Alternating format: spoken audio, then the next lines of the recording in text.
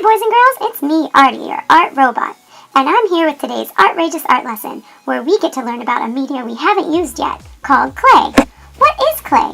Well, clay comes from the ground, and it is a type of mud that's very sticky, and you can use it to make a sculpture. Today, we're going to be making a sculpture of a flower called a rose. So, to get started, you need to gather up your supplies. You need a cup of water, and you need a pencil or a toothpick. You need a small paintbrush to put the water onto the clay. When you mix water with clay, it turns into mud called slip, and slip is good for gluing pieces of clay together. And then you need to roll up your sleeves because you need to prepare to get messy. Clay can be really messy, so we need to be careful and make sure we clean up. Now when you get your clay out of the bag, it should be wet, and that clay is called plastic clay. It's very, very sticky. So you can start rolling your clay into a ball, and you'll notice that the clay starts to stick to your hands. That's okay, don't even worry about it. We can wash our hands when we're done.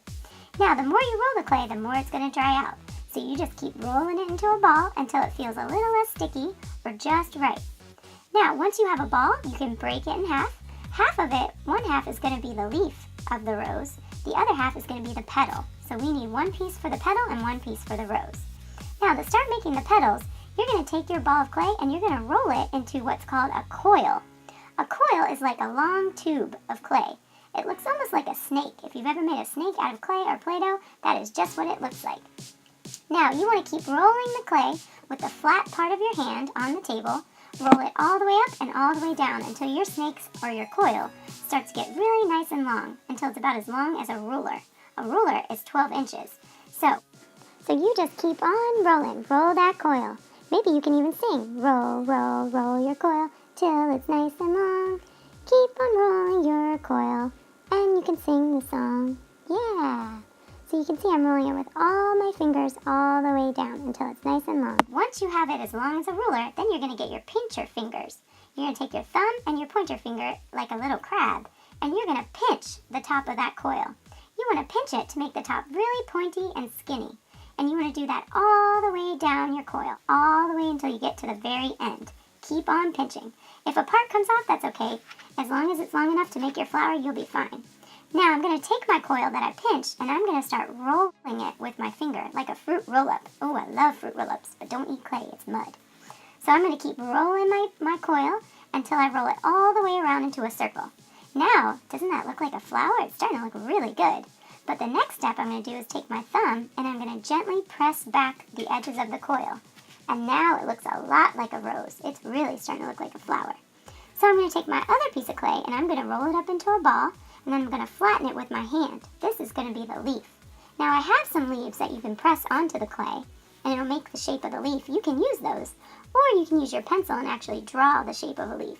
It's up to you. I'm going to draw a leaf shape, and I'm going to press the pencil down and I'm going to cut it out. So once I cut those pieces off, then I can draw onto the clay. And now I'm adding an element of art called texture. Texture is how something feels, so I want to make sure it actually feels like a leaf. But it looks like my leaf got stuck to the table, so you got to be careful. Don't add too much water.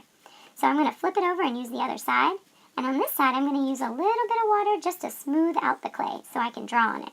So if your clay is really rough and bumpy and you want it smooth like a leaf, you can use your finger to smooth it out.